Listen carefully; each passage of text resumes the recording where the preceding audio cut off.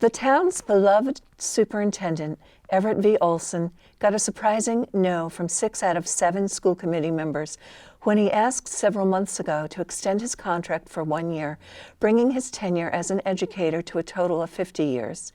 He came to Westford as the school department's business director in 1986 and was promoted to superintendent in 2006.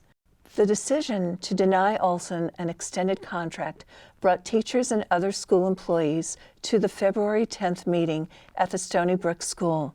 They wore T-shirts with a picture of Olsen dressed in a Superman outfit, touting the words, "Strength in Leadership." One after another, residents, educators, and Westford Academy alumni came up to the mic to recall a memorable experience with Olsen or to sing his praises. As the Westford Public Schools building principals, it disheartens us to learn that Superintendent Bill Olsen was not given information about his contract in the same time frame that was provided in the past. Bill had expressed his desire to complete his 50th year in education and expected to learn of your intentions early in the school year. Whether our experience as members of the Westford School leadership team is relatively new, or if we've had the pleasure of working for and with Bill as students, teachers, administrators, since he arrived in January 1986 as the business manager, he had been and continues to be a mentor to all of us, keeping students' interest in the hearts of all we do.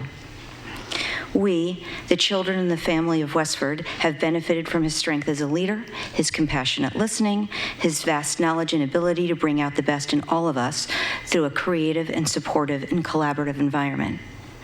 Bill is an ultimate champion for children, families, and staff, and truly embodies the Westford motto, shaping the future one child at a time.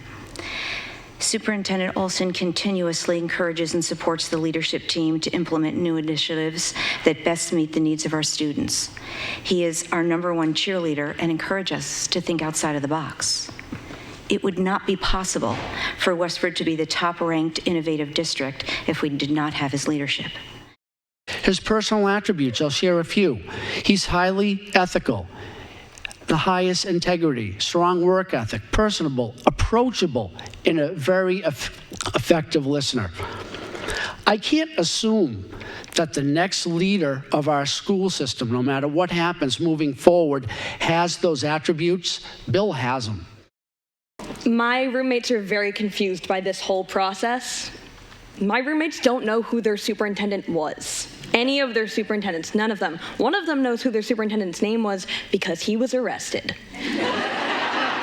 Okay? So the fact that I, today, got up, dressed for class, wearing a shirt, and I had to explain to my suite mates, this is my superintendent on my shirt. And they were like, okay, that's odd, but keep going, Ari. And they've sort of gotten used to, this is just who I am, this is how Westford is. I'm their perception of Westford, so be that what it may. At one point, resident Nancy Cook confronted member Megan Eckroth, who left the meeting abruptly, saying she was quitting the school committee. Megan, that was a horrible email you got. Terrible.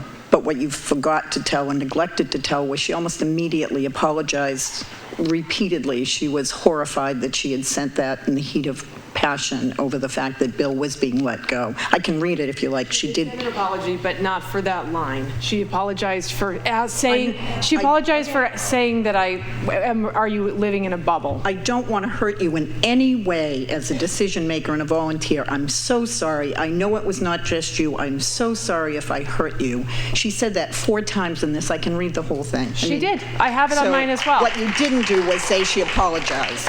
But no, you're right, I didn't, and she did apologize. I can read it too. And that's great, and I appreciate that. It doesn't necessarily negate what was said. It's an apology for a mistake is an apology. For you not to have mentioned it is unfair for us to have heard that. But I wasn't reading that to get you to feel sad for me. I was reading that to have my... Okay, you know what? I resigned from the school committee. I have no interest in sitting here.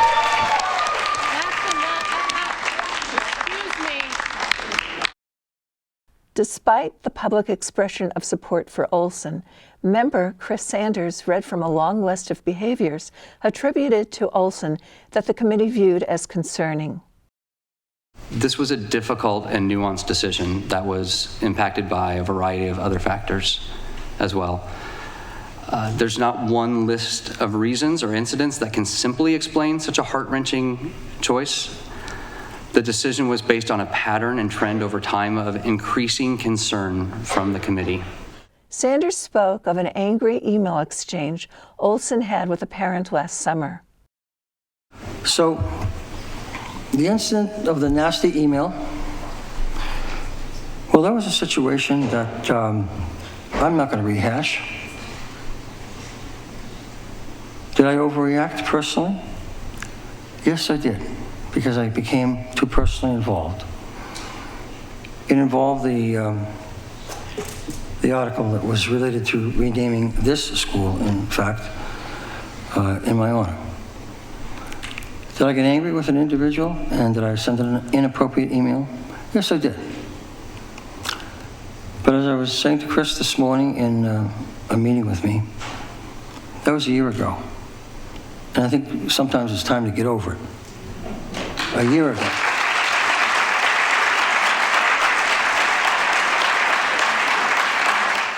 Among the issues mentioned was Olsen's decision to release the fiscal 2021 budget to the public, only 27 hours prior to the first budget meeting in December. Sanders also said there was a breach of confidentiality of executive session negotiations when Olsen gained access to minutes that chronicled discussion of his contract.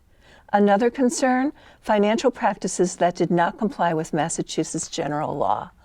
Olsen countered. For those of you who have known me and worked with me for over 34 years in this district, I've always conducted myself with honesty and integrity, engaged in sound strategic planning and untiring work. And I'm sorry, and I'm not here to disrespect anyone at this table, but you are describing a person who is different than all of us, all of you, and all of this community have known for the last 34 years.